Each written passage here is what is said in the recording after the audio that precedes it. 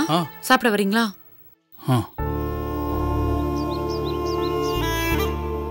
ஏன் மாமா ஒரு மாதிரியா இருக்கீங்க? இல்லையே. இல்ல, அப்பா அம்மா வந்ததுல இருந்தே நீங்க ஏதோ இழந்த மாதிரியே இருக்கீங்க. இல்ல, அப்படியெல்லாம் ஒண்ணும் இல்ல. மாமா, உங்க மனசுல ஏதோ ஒரு குழப்பம் இருக்கு. என்கிட்ட சொல்ல மாட்டீங்களா? இதோ பாரு யாழினி, நமக்குள்ள ஒரு சின்ன பிரச்சனை வர்றதை கூட நான் விரும்பல, வரவே கூடாதுன்னு நினைக்கிறேன். மாமா, ஏன் திடீர்னு இப்படி சொல்றீங்க? மனசுல தோணிச்சு சொல்றேன்.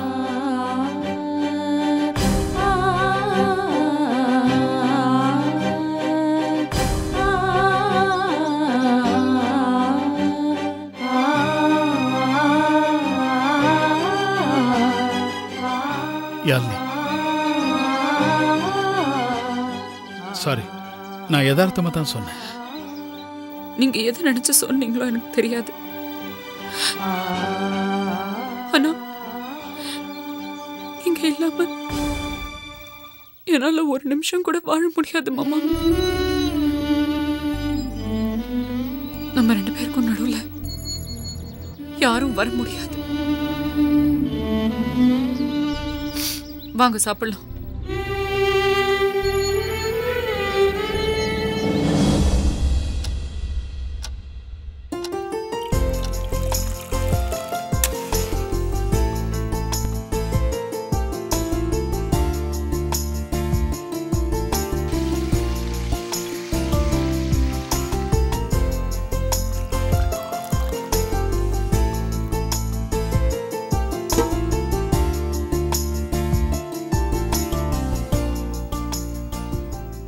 இதோ வரேம்மா. அத்தை, இதோ வரேம்மா. என்னங்கப்பா எடுத்துக்கங்க. என்னங்க அத்தை? இந்த 2 காஃபி யாருக்குமா? நர்த்தனன் மாமாவுக்கும் மணிமேகலை அக்காவுக்கும்பா. ஓ, அந்த மகாராஜாவுக்கும் அந்த மகாராணிக்குமா? அப்பா, இத பார், நான் உன்னை அந்த வீட்டுக்கு மருமகளா தான் அனுப்பியிருக்கேன், வேலைக்காரியா இல்ல. அப்பா, என்னப்பா இதெல்லாம் போய் பேசிக்கிட்டு? ஒரே வீட்டுல வாழ்ந்துட்டு இருக்கோம், இதுக்காக போய் போட்டி போட முடியுமா? எங்க அண்ணன் சொல்றதுல என்ன தப்பு இருக்கு? வீட்டு வேலையை நீ மட்டும்தான் பாக்கணுமா? உனக்கு என்ன தலையெழுத்தா? இத பாரு மலர்விழி, இன்னைக்கே சரி பண்ணிட்டாதான் உனக்கு பின்னாடி கஷ்டம் வராது. அதனால நீ துணிக்கு சோப் போட்டா அவ துணி அலசி போடட்டும், நீ வீட்டை கூட்டினா அவ தொடக்கட்டும், நீ ஒலைய வச்சா அவ அரிசி போடட்டும், நீ காய்கறி நறுக்குனா அவ குழம்பு வைக்கட்டும். எந்த வேலையா இருந்தாலும் சரி பாதியா அவளுக்கு பிரிச்சு கொடு. அவளை 8 மணி வரைக்கும் தூங்க விட்டுட்டு நீ எல்லா வேலையும் பார்க்க கூடாது. ஆமாமா, நீ காலையில 5 மணிக்கு எழுந்து எல்லா வேலையும் பாக்குற. நீ குடும்பத்து பொண்ணா இல்ல இது வரைக்கும் தூங்கிட்டு இருக்காளே அவ குடும்பத்து பொண்ணா? அப்பா, அண்ணா, அவ குடும்பத்துக்கு ஆகாத பொண்ணுன்னா ஜோசியர் பேச்ச கேட்டு இவதான் வேணும்னு ஒத்த கால்ல நின்னா. அவளால என்ன பாடுபட போறானோ. அவ ஒரு பாடும் பட மாட்டாமா. அவ சொல்றதுக்கெல்லாம் ஆமாஞ்சாமி போட்டுக்கிட்டு நீ தான் பாடுபடுவ. நான் எதுக்கு பாடுபட போறேன்? என் அண்ணன் நீ இருக்கல்ல, நீ பார்க்க மாட்டியா? இப்போதைக்கு நீங்க தேவையில்லாம பேசிட்டு இருக்கீங்க. குடும்பமா இருந்தா யாராச்சும் ஒருத்தர் விட்டு கொடுத்து தான் போகணும். எல்லாரும் முட்டிக்கிட்டு நின்னா குடும்பம் விளங்காது. 2வது ஒரு விஷயம், அவங்க நேத்து தான் இந்த வீட்டுக்கு வந்திருக்காங்க, அதுக்குள்ள இவ்ளோ பேசணுமா? அப்பா, இந்த குடும்பம் ஒத்துமையா இருக்கணும்னு தான் நான் ஆசைப்படுறேன். நீங்களும் அதே மாதிரி நினைங்க, நல்லதே நடக்கும்.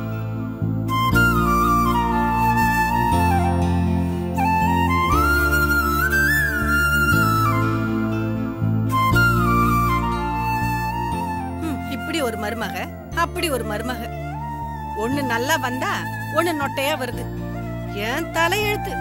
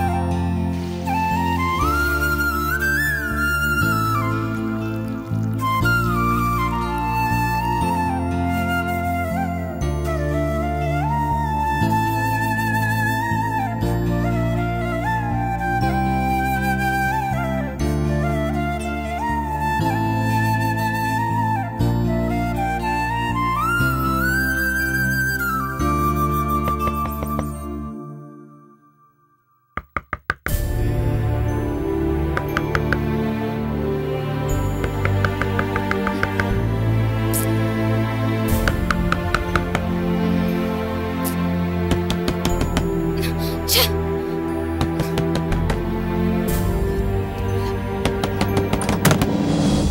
மார்னிங். என்னங்க ப்ராப்ளம் உங்களுக்கு? ஏன் இப்படி டார்ச்சர் பண்ணிட்டு இருக்கீங்க? இல்லங்க, 6 மணிக்கு காஃபி போட்டு எடுத்துட்டு வந்தேன். நீங்க தூங்கிட்டு இருந்தீங்க, அதான் இங்க வச்சுட்டு போயிட்டேன். இப்ப ஆறி போயிடுச்சு, அதான் புதுசா எடுத்துட்டு வந்தேன். இப்ப மணி 9 ஆயிடுச்சு. நான் இன்னும் தூங்கிட்டு தாங்க இருக்கேன். அதான் ரொம்ப நேரம் தூங்குறீங்களேன்னு கதவை தட்டினேன். இதுல ஜெயிலாங்க எல்லாம் மணி அடிச்ச பிரகாரம் நடக்கிறதுக்கு. நான் வந்து உங்க ரூம் கதவு தட்டனா நீங்க மட்டும் ஏங்க இப்படி இருக்கீங்க? இல்லங்க, நீங்க சீக்கிரம் குளிச்சுட்டு சாப்பிடணும். இங்க பாருங்க, நான் குளிக்கிறது சாப்பிடுறது இதெல்லாம் என்னோட சம்பந்தப்பட்ட விஷயம். இதெல்லாம் கேட்கறதுக்கு நீங்க யாருங்க? இங்க பாருங்க, என்ன அப்படி செய்ய இப்படி செய்ய தயவுசெஞ்சு ரூல் போடாதீங்க. எனக்கு பிடிக்காது. இதா உங்க லிமிட். இதுக்கப்புறம் இவ்ளோ மரியாதையை நான் பேச மாட்டேன். எடுத்து காலி பண்ணுங்க.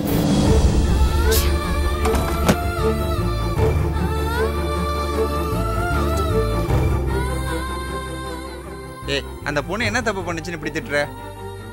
ஏங்க, ராத்திரி நம்ம தூங்க ஆரம்பிச்சதே 1:30க்கு மேல ஆயிடுச்சு. தூங்க வேண்டியதானே? ஃபர்ஸ்ட் நைட்லயே சண்டை வேற. ஃபர்ஸ்ட் நைட்லயே சண்டை போட்டா அது ஒன்றும் உலக பிரச்சனை ஆயிடாதுங்க. இன்னொரு நைட்டும் வரும். நான் ஒன்றும் லேப்டாப்ல உட்காந்து கேம் விளையாடிட்டு இருக்கல. ஆன்லைன்ல உங்க பிசினஸ்க்காக 15 lakhsக்கு ஆர்டர் பிடிச்சு கொடுத்துருக்கேன், தெரியுமா உங்களுக்கு? அப்புறம் இன்னொரு விஷயம், இந்தியாவில் ராத்திரினா அமெரிக்காவில் பகல். அது உங்களுக்கு ஞாபகம் இருக்கும்னு நினைக்கிறேன். நம்ம தேவைக்கு நாம தான் சுத்தினா அவங்க பின்னாடி, புரிஞ்சுதா?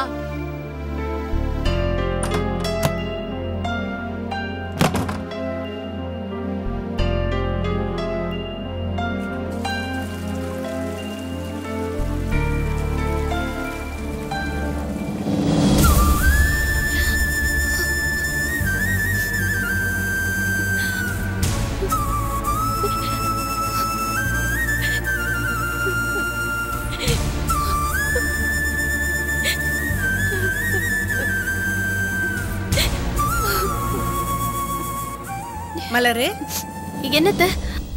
என்ன ஒரு மாதிரியா இருக்க? இல்லத்த, அதெல்லாம் ஒண்ணும் இல்ல. இல்ல, நீ எதையோ மறைக்கிற. இல்லத்த, ஒண்ணும் இல்ல. காஃபி குடுக்க போயிருந்தேன். உண்மைய சொல்லு, அவ ஏதாவது உன்னை திட்டினாளா? இல்லத்த, நான் காஃபி குடுக்க போனேன். அவங்க வேண்டாம் அப்புறம் சாப்பிட்டுக்கிறேன்னு சொல்லிட்டாங்க, அவ்வளவுதான். அதுக்காக அவ கண் கலங்குற? இல்லத்த, தூசி விழுந்தது, அவ்வளவுதான்.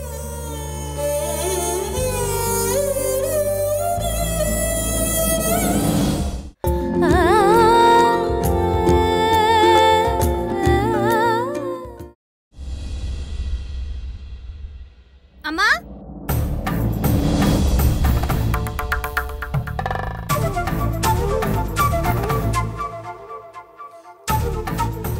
என்னடி?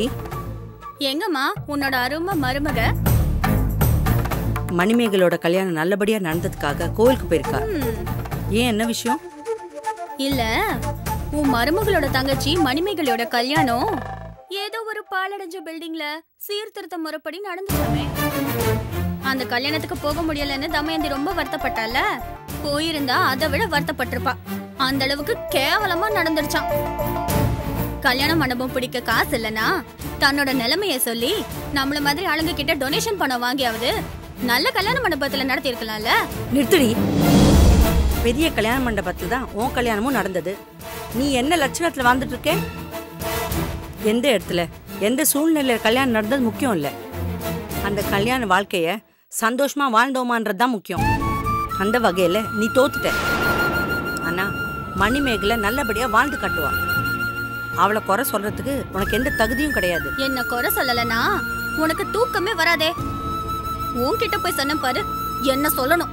இத பாரு, அடுத்தவங்களை குறை சொல்றது, மற்றவங்க வாழ்க்கையை பத்தி ஏளனம் பண்றது, மற்றவங்க படுற கஷ்டத்தை பார்த்து சந்தோஷப்படுறது, இதெல்லாம் நல்ல பழக்கம்னு நினைக்கிறியா?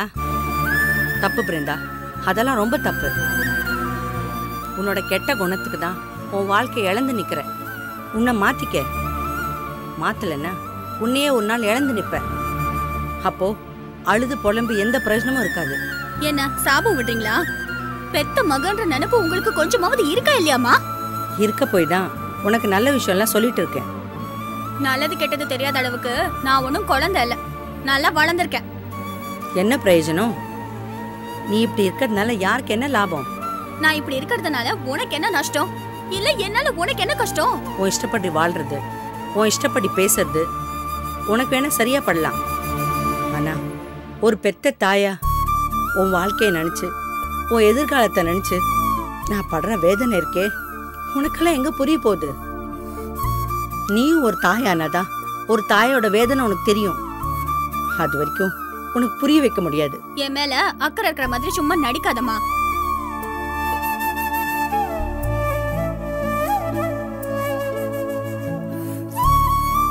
என்ன இங்க பட்டிமன்றம் நடக்குது? இங்க பட்டிமன்றம் நடக்கட்டும். அதுக்கு நீ நடுவரா வர வேண்டாம். அந்த அளவுக்கு உனக்கு தகுதியும் இல்ல, அனுபவமும் இல்ல. அனுபவமும் தகுதியும் எனக்கு இல்லையா? நான் படிச்சு முடிச்சுட்டு மாசம் 1.5 லட்சம் ரூபாய் சம்பளம் வாங்கிட்டு இருக்கேன். அதை மனசுல வச்சுட்டு பேசுங்க. 1.5 லட்சம் ரூபாய் சம்பளம் வாங்கினா நீ அனுபவசாலி ஆயிட முடியுமா? இல்ல உன்னை புத்திசாலி நேத்துக்க முடியுமா? நீங்கெல்லாம் விழுந்து விழுந்து புத்தகத்தை மனப்பாடம் பண்றீங்களே தவிர வாழ்க்கையோட அனுபவத்தை படிக்கல. வாழ்க்கையோட அனுபவத்தை படிக்காத எந்த மனுஷனும் எவ்வளவுதான் படிச்சிருந்தாலும் புத்திசாலி ஆக முடியாது. அத படிக்க முயற்சி பண்ணுங்க. அப்பதான் நல்லது எது கெட்டது எதுன்னு தெரிய ஆரம்பிக்கும். அதுதான் வாழ்க்கைக்கு ரொம்ப முக்கியம். கால் போன போக்கிலும் மனம் போன போக்கிலும் போனவங்க எத்தனையோ பேர் வாழ்க்கையை தொலைச்சிட்டு தேடிட்டு இருக்காங்க. அந்த மாதிரி எல்லாம் உங்க வாழ்க்கை வீணா போயிடக்கூடாதுன்னு தான் என் மனசு கடந்து பாடாப்படுது. அம்மா, உங்களை பார்த்ததுக்கு அப்புறம் நான் இந்த வழியா வந்துடக்கூடாது. பின் வாசல் வழியா போயிருக்கணும். தெரியாம வந்து மாட்டிக்கிட்டேன். என்ன பண்றது? ஏ சிவா, என்னடா மாட்டிக்கிட்டியா? அப்பா எதுவும் மாட்டலப்பா. அம்மா கிட்ட வாய் கொடுத்து வம்பல மாட்டிக்கிட்டேன். இடையில போந்து என்ன நடந்ததுன்னு தெரியாம பேசாதீங்க. அதான்டா பார்த்தேன். நான் வேற நீ வேற விஷயத்துல மாட்டிட்டியோன்னு பார்த்தேன். ஏன் உங்களுக்கு தெரிஞ்சு ஏதாவது தப்பு பண்ணிட்டானா? ஐயோ அம்மா, அதெல்லாம் அப்படிலாம் ஒண்ணும் இல்லம்மா. நீங்க சும்மா இருங்களப்பா. எனக்கு தெரிஞ்சு இவன் மட்டும் தப்பு பண்ணா படவா அடி பின்னி பெண்டு எடுத்துட மாட்டேன். நானு என் பையன்டா, மான மரியாதை என் மாதிரியே நீ காப்பாத்துவ. நீங்க இவனை அடிப்பீங்க. அப்படி அடி பின்னிருந்தா இவன் நல்ல பிள்ளையால வளர்ந்துருப்பான். அவன் தப்பு பண்றது தெரிஞ்சா அவன் கூட கூட்டணி போட்டு நீங்களும் தான் தப்பு பண்ணுவீங்க.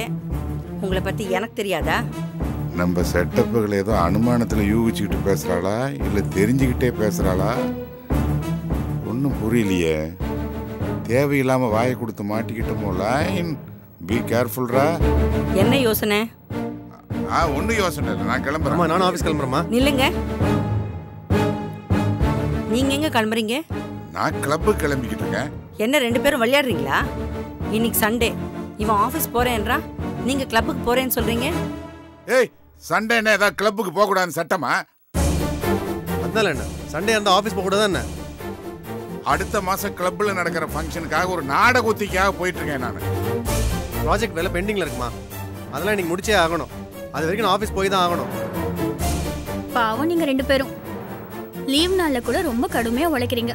ஆனா வீட்ல உள்ளவங்க ரொம்ப டார்ச்சர் பண்றாங்க. அம்மா, அவங்க உணர்வுகளை புரிஞ்சுக்காம பேசாதீங்கம்மா. நீதாம்மா என்ன புரிஞ்சுக்கிட்ட ஒரே பொண்ணு. யார் உணர்வை புரிஞ்சுக்கல? உங்க அப்பா என்ன புரிஞ்சுக்கல.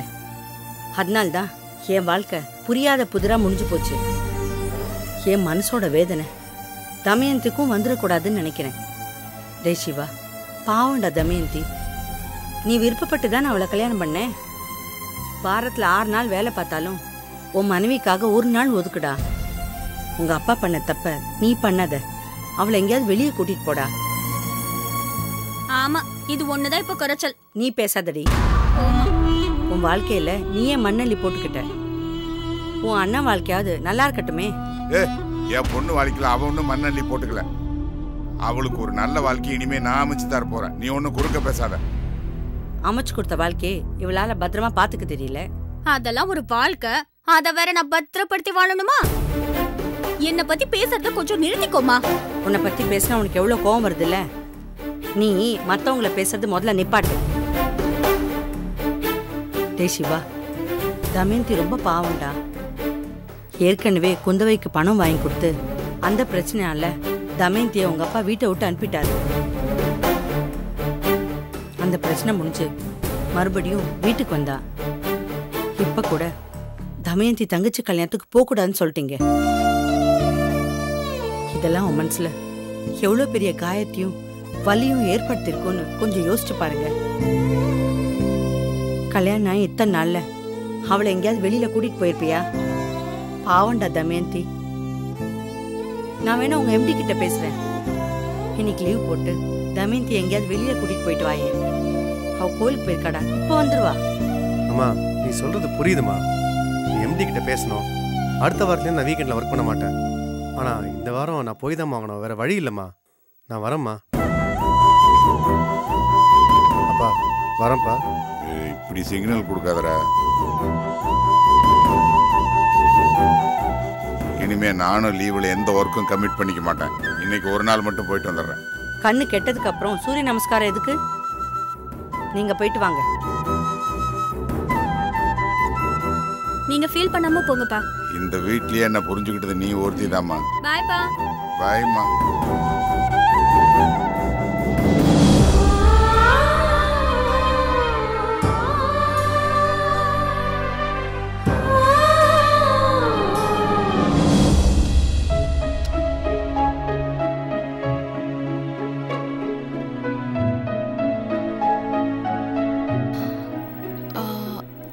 சாரி மலர்விழி, உன்கிட்ட சண்டை போடணுங்கிறது என் நோக்கம் இல்ல. என்னோட கருத்துகளையும் என்னோட உரிமைகளையும் உன்கிட்ட சொல்லிட்டு இருந்தேனே தவிர உன்னை புண்படுத்தணுங்கிறது என் நோக்கம் இல்ல. எனக்கு தேவைன்னா நானே காஃபி போட்டு குடிச்சுப்பேன். என்னோட சுமைகளையோ என்னோட பொறுப்புகளையோ மத்தவங்க மேல திணிக்கிறது எனக்கு பிடிக்கல. நான் அப்படிதான். இத பாரு, இதுக்கு முன்னாடி நீ எப்படியா இருந்துட்டு போ. இந்த வீட்டுல இப்படிதான் இருக்கணும்னு ஒரு விதிமுறை இருக்கு. எவ்வளவுதான் லேட்டா படுத்தாலும் காலையில சீக்கிரமா எந்திரிச்சு குளிச்சு சாமி கும்பிட்டு ஆச்சாரமா இருக்கணும். அதை விட்டுட்டு 10 மணி வரைக்கும் தூங்குறதெல்லாம் இங்க வச்சுக்காத. என்னடி பாக்குற? இதெல்லாம் உன் வீட்டுல வச்சுக்கோ. இது வாழ வந்த வீடு, அத மனசுல வச்சுக்கோ.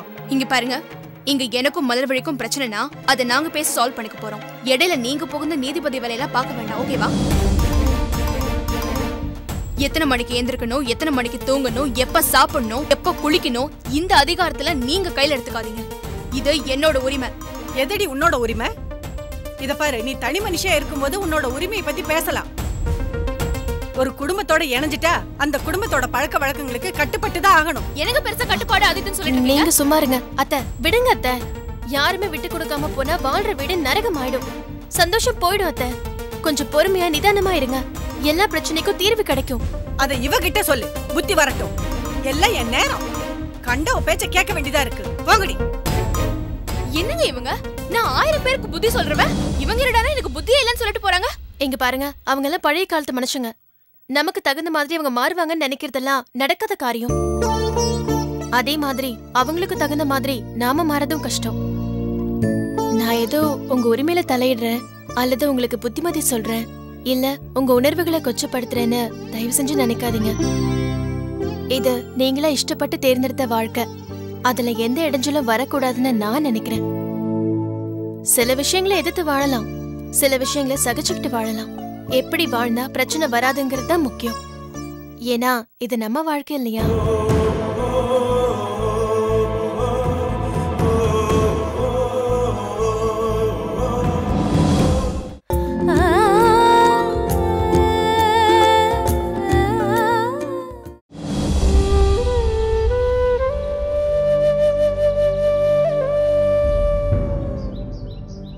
பெற்று வளைச்சு படிக்க வச்சு என்ன பிரயோஜனம்? கல்யாணம் முடிஞ்ச உடனே பெத்த தாய் தப்பனை விட புருஷன் தான் முக்கியம்னு போயிடாளுங்க. உன் தம்பியை நம்பி வந்து யாழ்னி என்ன சுகம் கண்டா? அவ நிம்மதி, சந்தோஷம், பெத்த குழந்தை எல்லாத்தையும் இழந்ததுதான் மிச்சம். உன் தம்பி மேல உள்ள பாசத்துல யாழ்னி இருக்காளா இல்ல பயத்துல இருக்காளான்னு எனக்கு பயமா இருக்கு. அவன் இன்னும் மாறவே இல்லை. அப்ப எப்படி இருந்தானோ அப்படியே தான் இப்பவும் இருக்கான். ஊர்ல இருக்கிற பிரச்சனைக்கெல்லாம் இவனுக்கு என்ன? எல்லாரோட பிரச்சனையும் தான் பிரச்சனை நினைச்சு இந்த ஊர்ல நிறைய விரோதிகளை சம்பாதிச்சுக்கிட்டு இருக்கிறான். அவங்க எல்லாருமே சேர்ந்து யாழ்னியும் தம்பியும் கொலை செய்யணும் முயற்சி பண்ணிட்டு இருக்காங்க.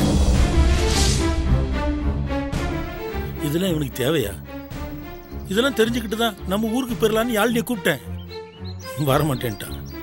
சொத்து பூரா எழுதி வைக்கன்னு சொன்னேன், அதுக்கும் வரமாட்டேன்னு சொல்லிட்டாவா. பெத்த தாய் தப்புங்கிற பாசம் கொஞ்சம் கூட இல்லாம போச்சு. அவங்க நல்லதுக்கு தான் சொல்றேங்கிறத யாழ்னி புரிஞ்சுக்கிடாம உன் தம்பி எப்படி புரிஞ்சுக்கிடுவான்? இங்க இருந்து கஷ்டப்பட்டு சாகிறதுக்கு நம்ம கூட வந்து சொத்து சுகங்களை ஆண்டுகிட்டு சந்தோஷமா வாழ்றதுக்கு உன் தம்பிக்கு என்ன கௌரவ குறைச்சல் இருக்கு? அவன் தான் புரிஞ்சுக்கல.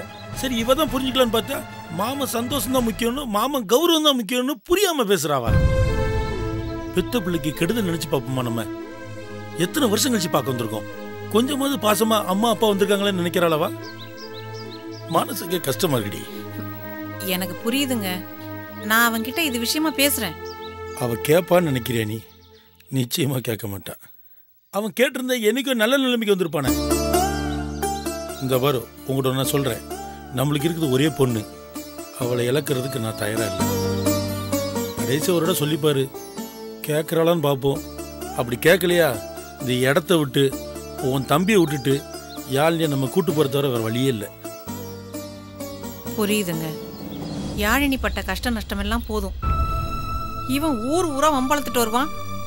அதுக்காக என் பொண்ணை பழி கொடுக்கறதுக்கு நான் தயாரா இல்லைங்க. கடைசியா பேசி பாக்குறேன். கேட்டா சரி, கேட்கலையா நீங்க எடுத்த முடிவுதாங்க சரி. அதுபடியே நம்ம செஞ்சிருவோம். நான் நம்ம பொண்ணு பாசத்துல தான் இப்படி பேசுறேன். அதை நீ புரிஞ்சுக்கோ.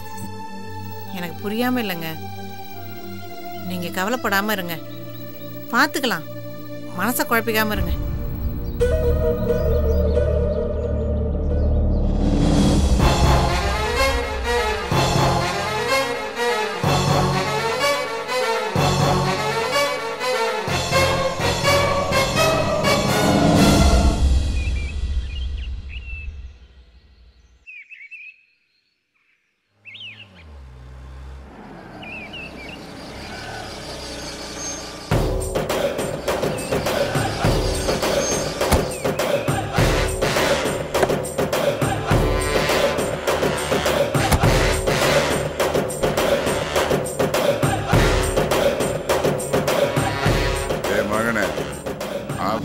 ப்ராஜெக்ட் பெண்டிங்ல இருக்குன்னு சொன்ன அந்த முக்கியமான ப்ராஜெக்ட் இதுதானா? நீங்க கூட தான் ஏதோ கிளப்ல போய் நாடகத்துக்கு ஒத்திகை பார்க்க போறேன்னு சொன்னீங்க. அந்த ஒத்திகை இங்கே தானா? உங்க ட்ரெஸ்ஸை கூட மாத்திருக்கீங்க. அந்த நாடகமும் இங்கே தானா? உங்களுக்கு கொஞ்சம் கூட வெக்கமா இல்ல? ஏய் மவனே, அது அந்த தொழிலதிபர் லைன் கோவிந்தராஜோட சஃபாரி ட்ரெஸ்ஸடா. ஒரே கலர்ல நான் மெயின்டைன் பண்ணிட்டு இருக்கேன். அதை மாற்ற முடியாது. இது மார்டின் கோவோட ட்ரெஸ். விதவிதமா கூலிங் கிளாஸோட வந்து அசத்துவேன். இதுல வெக்கப்படுறதுக்கு வேதனைப்படுறதுக்கு எதுவுமே இல்லை மை டியர் சன். விதி மனித வாழ்க்கையை தீர்மானிக்குது. இதுல நீ என்ன நான் என்ன, எல்லாமே நாடகம், எல்லாமே மாயை மாயை. எவ்வளவு நாள்டா இந்த ஆட்டம் அடக்குறான்டா. உங்களால இப்படிதான் மானத்தை விட்டு பேச முடியுதோ தெரியல. மானமா? அது போய் ரொம்ப நாளா. இல்லாத ஒன்ன பத்தி எதுக்கு பேசணும்? உங்களுக்கே வெக்கமா இல்ல? எந்த தைரியத்துல இப்படி எல்லாம் நடந்துக்கிறீங்கன்னு தெரியல. முழுசா நனைஞ்சதுக்கு அப்புறம் எதுக்குடா முக்காடு? பழைய டைலாக் தான்டா, ஊர் உலகத்தில் நடக்காததா? எரிச்சல கலப்பாதீங்கப்பா. உங்களை இங்க வரக்கூடாதுன்னு எத்தனை தடவை எச்சரிச்சிருக்கேன். நீ வரக்கூடாதுன்னு வார்த்தையால தான்ப்பா சொல்ற. ஆனா நான் இங்க வராம இருந்தேன்னு வச்சுக்க, உன்ன மாதிரி அவளுங்கெல்லாம் வார்த்தையால பேச மாட்டாளுங்க. ரூமுக்குள்ள விட்டு வயசானவன்னு கூட பார்க்காம அடி பின்னி போடுவாங்கடா. ஏன்டா இந்த வயசுக்கு அப்புறம் அடி வாங்குற சக்தியெல்லாம் எனக்கு இருக்குதா? அந்த ரிஸ்க் எடுக்கவும் நான் தயாரா இல்லடா. நாம இப்படியே மானத்தை விட்டு பயந்து எத்தனை நாளைக்கு தான் வாழுது? நமக்கு நேரம் வர்ற வரைக்கும். நேரம் தேடி வராது, நாம தான் அமைச்சுக்கணும். சிக்க தெரிஞ்சு எனக்கு தப்பிக்க வழி தெரியலையேடா. நான் என்னடா பண்ணுவேன்? எனக்கு மட்டும் பிடிச்சாடா இதை நான் பண்றேன். அடிப்பாளுங்கிற பயத்துல தான்டா கண்டினியூ பண்றேன் இந்த உறவை. ஐயா, அக்காவும் அம்மாவும் ரொம்ப நேரம் உங்களுக்காக வெயிட் பண்ணிட்டு இருக்காங்க. சீக்கிரம் உள்ள போங்க. உங்க ரெண்டு பேர்த்தையும் யாராவது பார்த்தாங்க ரொம்ப தப்பாயிரும். ஏய், யாரா அவன்? பார்த்தா தெரியல, செக்யூரிட்டி பா. செக்யூரிட்டியா? டேய், திருட்டு மொழி முழிக்கிறானடா. அப்பா, முதல்ல இவனை வேலையை விட்டு தூக்கணும்ப்பா. இவன் நடவடிக்கையா சரியில்லை. ஐயா, அப்படியே எதுவும் பண்ணிடாதீங்க. எனக்கு எதுவும் தெரியாது. நான் ரொம்ப நல்லவங்க ஐயா. எதுவும் தெரியாது, உன்னை நான் பாத்துக்கிறேன்டா.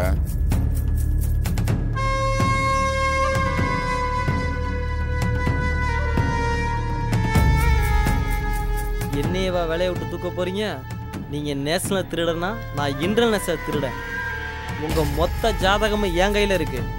தகுந்த நேரம் பார்த்துட்டு இருக்கேன். ஆப்பு வைக்க.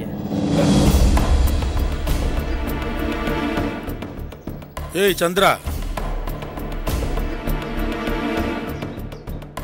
என்னங்க? யாழ்னியும் மாப்பிளையும் நம்ம ஊர் கூட்டு போலான்னு முடிவு பண்ணிருக்கேன். நானும் அதை தாங்க யோசிச்சேன். எதுக்காக தனியா இருந்து கஷ்டப்படணும்? பேசாம நம்ம கூட வந்து சொந்த பந்தங்களோட இருக்கிறது தான் சரின்னு படுது. நான் இப்பவே யாழினியை கூப்பிட்டு பேசிடுறேன். யாழினி, யாழினி, வரேம்மா. இங்க வாமா. என்னம்மா? உன்கிட்ட ஒண்ணு பேசணும். தம்பி, நீ வந்துட்டியா? 2 பேரையும் சேர்த்து வச்சு பேசுறதுதான் சரியா இருக்கும். முக்கியமான விஷயம். என்ன பேசணும் சொல்லு. அது ஒன்றும் இல்லைப்பா. இந்த ஊரில் எதுக்காக நீங்கள் தனியாக இருக்கணும்? அதனால தான் நம்ம ஊருக்கு ஒன்னே யாழினையும் கூட்டிகிட்டு போயிடலான்னு முடிவு பண்ணியிருக்கோம்.